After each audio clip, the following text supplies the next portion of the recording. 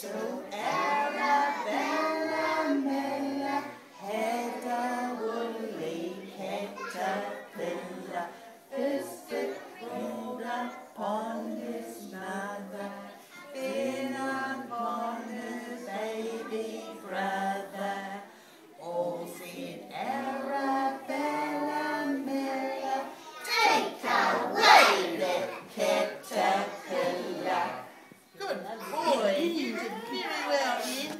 You are our special birthday boy today, and we all, yes, it says 5. And we hope you have a happy time at Pembroke School in Mrs. Drew's class. And you can come and visit us when you come to Bella. And we will miss you so very much. You had a happy time. That's your one. Thank you very much, Charlie, for coming to be with us. Thank you, Pablo, for coming to be with us on Ian's special day.